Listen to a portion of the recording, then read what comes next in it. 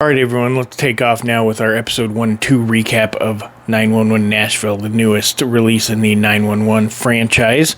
So what do we have first here? We're going to start off in a nice concert setting. Looks like we're having a nice concert in the park there. Concert by Kane Brown. Gotta love Kane. Coming to Nashville, doing his thing. Here we've got our little stage manager. She's doing her thing, watching the stage, making sure everybody's having a good time out there. Now, who's this guy? Seems like he's up in the rafters. It's a little strange. But, let's see where he's going. We learn he's the pyro guy. Now, he sets off the pyro you can see here behind Kane, and Kane's pleased. Everybody's happy. It's a great, great day at the concert. Except the stage collapses. That'll ruin your concert in a second. Our stage manager gets 911 coming. They're on their way. And what does she see when she turns around? Twister. We're about a minute and a half in, and we got a twister already coming. So you think this is going to be our first emergency of this episode. Nope. We're going to cut to a few days earlier. We're at the rodeo. We're roping. We're riding. We're having a good time. We're throwing a little Marlboro Man pose here because we got to know we're at the rodeo. This is where we get introduced to two characters. First of all, we have Don Hart here and his son Ryan. And then after that rodeo, we get introduced to Mom Blythe. Now we see our first shot of the fire station. Nice fire station there. It's in Nashville, so it's nice and big. First person we know is an actual firefighter in this episode, working on her country music career. Doing great. So far, so good. Oh, looks like we got some storms on the way. Is that maybe what happened at Kane's? Not Kanye, sorry. At Kane's concert? Who knows? Let's see. Oh, here we know that Ryan and Don now are firefighters because they have the obligatory concerned firefighter look on their face. Oh, now we're in a strip club for some reason. Now the stripper there, he does have a firefighter uniform on. Maybe he's a firefighter out moonlighting, getting a little extra money on his time off. Now this certain firefighter, he's in the club and he sees a lady with a disability here. She's in a wheelchair. And everybody's having fun in the club. All the girls don't care. This girl up front, blonde, not saying anything, but she is a blonde. Won't move for the lady in the wheelchair. But Captain Smoke Show, as we've learned his name is, he has a heart of gold. He goes and gives the wheelchair lady a lap dance. Sorry, I had a brain fart there. He gets reprimanded for this because it's illegal in the town limits of Utah. It's illegal in the city limits of Nashville to give a lap dance. So he's having a bad day. Cut to our bachelorette party. Now they are having fun. Nashville obviously becoming the big place for bachelorettes to go and have their party. They're doing a little pedal bar here. They're having a good time. They're drinking some beers. It looks like we have one of our bachelorettes who's not having such a great time. She mentioned some hot chicken earlier in the night. Hot chicken and beer usually doesn't mix great. But let's see what happens with her. We stop the bar. Our bartender gets off to help. And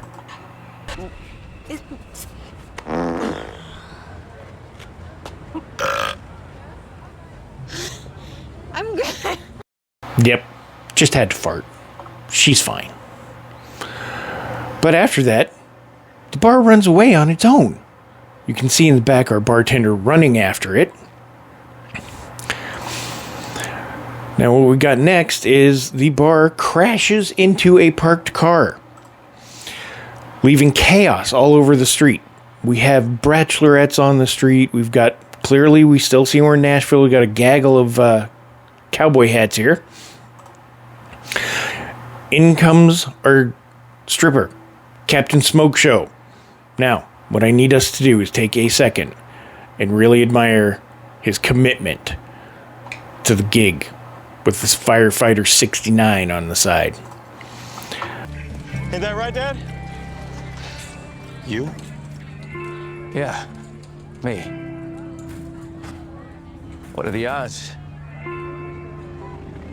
You guys, what, you know each other? Dad? Dad? Remember that thing I had to tell you? Ryan, this is your brother. My what? He didn't look too pleased right there. Which leads to a talk at the firehouse between father and son, where we learned that the summer that Ryan got sent off to Oklahoma for riding camp is when Dad and Mom separated. Dad found an old fling, does what dads and old flings do sometimes when they're separated, resulting in her long-lost brother. Now, after that talk, long-lost brother, Blue, by the way, is his name, actually shows up to the firehouse. They talk to him. He wants to be a firefighter. He loves it, blah, blah, blah. Brother, Ryan, says, hey, you got to go to the academy, buddy. You can't just jump in and be a firefighter. He says, sure, let's go. They say, next one's in 6 months. Well, Dad comes up with the firefighter cadet exception, which apparently means you can just jump in a firefighter uniform, throw on some turnouts, and head on out and do your training in the field. Okay. After that, we cut to a nice birthday party in the park. We're getting presents. Everybody's having a good time. We get a kite from our aunt here. Our Tia gets us a kite. It's beautiful. Now, during this, we learn that the horse, the unicorn horse, is skittish. So next scene we see is we see the little girl learning to fly her kite. And the little boy on the horse on the far side. Now, immediate thought, kid on the horse is bummed, right? Nope. Girl flies away with the kite. Horse is fine. We call 911, to which we get attached to a video call from the 911, which, okay. We try and help the little girl, try and blanket, tablecloth. That gets blown away because we can't go left and right. The family doesn't know. What we end up doing is linking arms and she magically falls from the sky. Okay, she's safe. That's good. That was our first 911 call of the episode. Well, Bull Ryan's still having a day, so he goes to talk to Mom. Now, clearly, Mom comes from money. She's got horses. She's got a ranch. She's got all kinds of stuff. Now, after we have a talk with Mom, we cut to the first shot we have of Blue's mommy, played by none other than Leanne Rimes. She is a country singer down on her luck. She's got polyps in her throat. She can't sing like she used to. So, what we find out is that they are going to have a little scheme to get some money off of Mom and Dad. So, let's see how that ends up. Next, we introduce Blue to the old firehouse. Now, when he comes in, everybody's very happy. This one firefighter, paramedic, looks at him and says, I know you. And yes, she does. They figure out that he's Captain Smoke Show.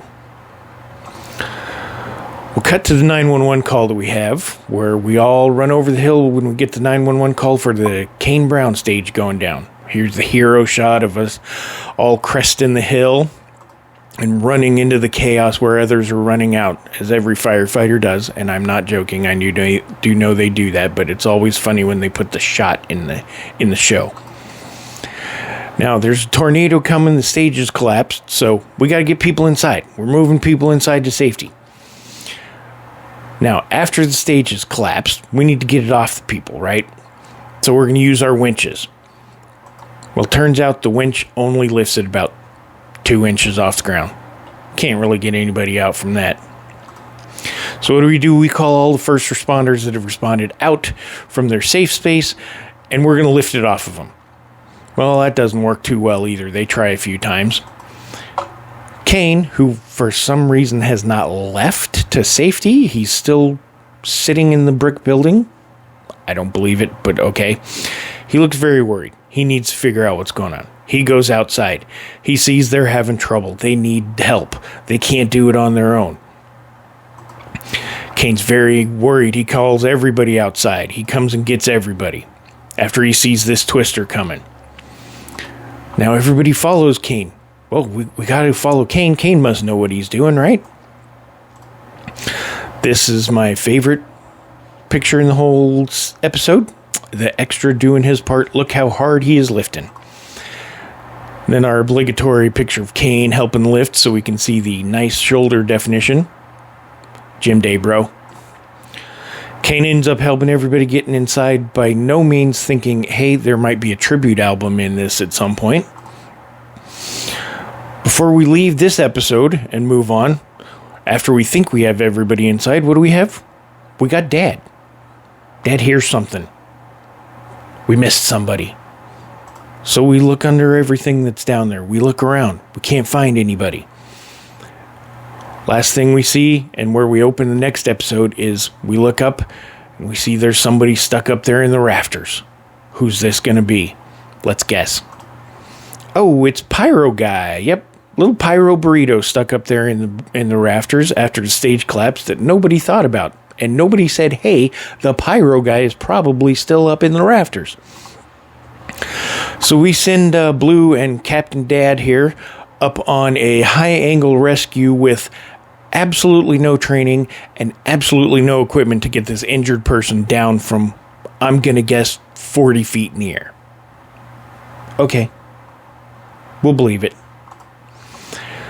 Now, once we get him down, which we don't ever see, he's just magically on the ground on the stage, the twister hits us. Now we get the slow motion, grabbing hands, locking arms, while our Pyro Guy here gets sucked up towards the twister. Yep, just like that. Just Bill Pullman, Helen Hunt, sucked into a twister. Now, once we save Pyro Guy from the twister, we have our second emergency this episode. Mom and her 14-year-old daughter stuck in the basement. Of course, Mom's pregnant. Of course, she's in labor, because labor never starts until the twister comes. Well, 14-year-old has to deliver the baby, who ends up being an alien baby. Baby comes out stuck in the amniotic sac. So she, does like most 14-year-olds, without a hesitation, rips the sac open. No problem, no biggie. Okay, it's 911. Let's lean into the campiness of some of it if you've watched any episodes. Now, we got a little calm here, but the wife, Blythe here, comes to talk to old Dawn about bringing Blue into the firehouse. I don't think she likes it at all. We introduce Blue to the firehouse after his first call. He is in awe, clearly.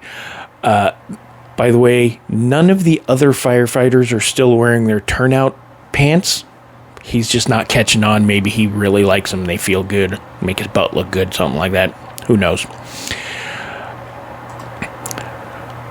There's a little hazing going on, too. With that, clean this, do that, mop that. It's typical proby stuff. Then we get introduced to this lady. Now, we learn that this is Ryan, his wife. Now, what's she hiding behind her back there? She got a manila envelope. You think immediately pregnancy test. He's very happy to see her. She doesn't look so happy. We learn that what they got, what she has in that manila envelope, divorce papers. Their two lives just don't mesh anymore. Being a firefighter and being what we don't know what she is now. She says she does shift work, but we don't know what she is at this point. Then we see Leanne trying to belt out some backups for a singer. That's her lot in life, is a backup singer. She can't do it because the polyps have got her. They won't let her sing the way she wants to. Manager comes out, tells her it sounds like her voice is being drugged through the briar patch. Also, while we're at the studio getting some ginger tea to make Leanne's voice better, old Blythe shows up. Now, apparently they made a pact few years ago when Blue was born that we weren't going to mess with each other, and they seemed like they're friends, but have you ever known two women in this situation to be friends, people? Come on. Next person we get is this gentleman here. Now, he's checking into a hotel. He asks for the honeymoon suite. He gets invited to dinner, complimentary dinner for two. And nope, table for one. The fiancé did not come because they had an argument about what was going to be at the wedding. She wanted ice cream sundaes and an ice cream sandwich bar. He said that was too much ice cream. There's no such thing as too much ice cream, dude. Let him have it.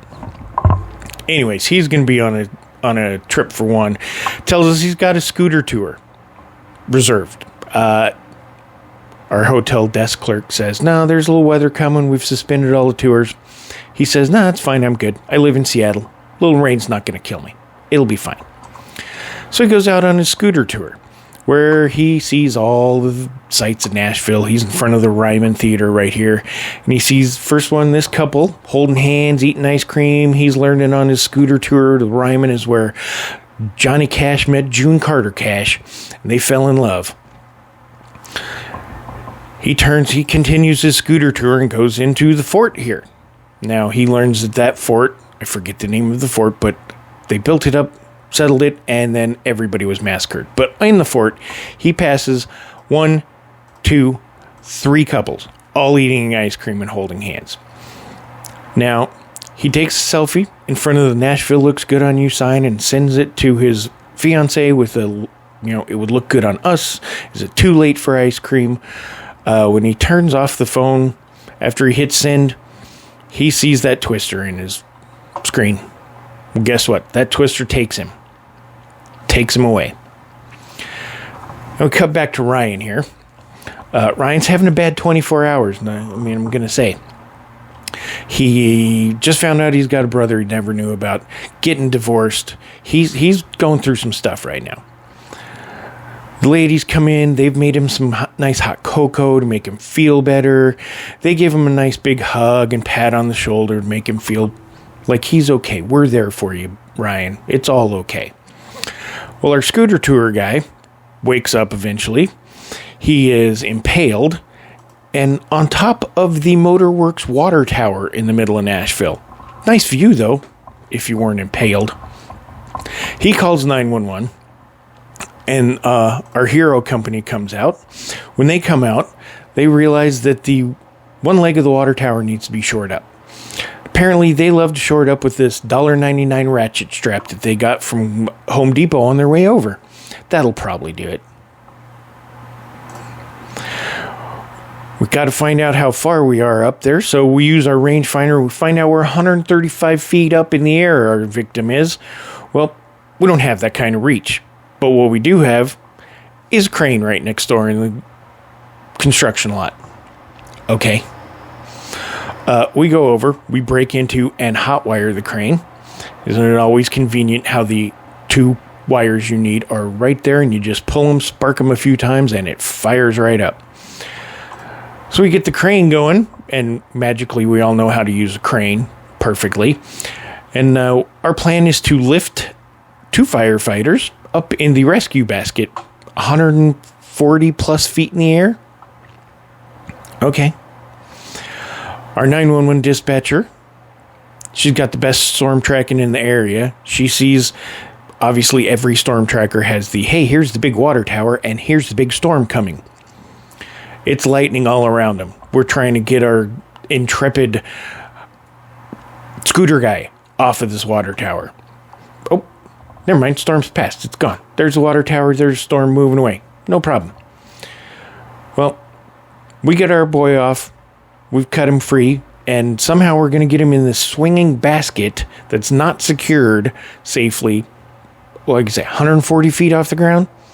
No problem. We're just going to get him in there. Well, guess what? The $1.99 ratchet straps, they don't hold. Water tower ends up coming down. So we have everybody in except our main character here, Ryan. He makes a leap onto the basket Water tower comes down. Water blasts everybody out of the way.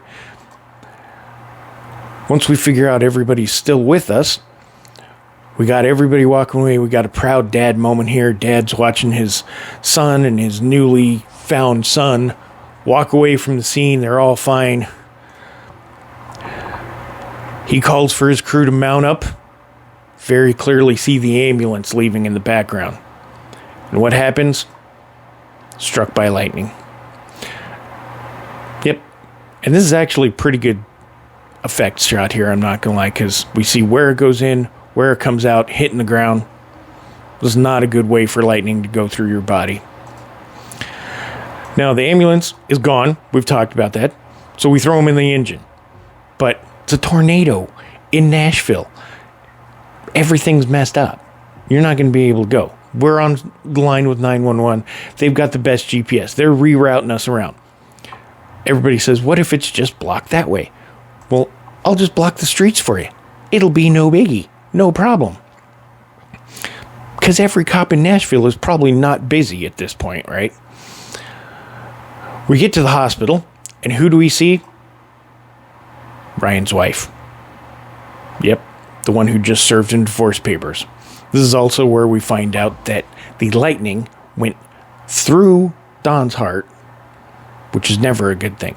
So we end episode 2 with, are we going to kill off Dad after 2 episodes? Let's see what happens.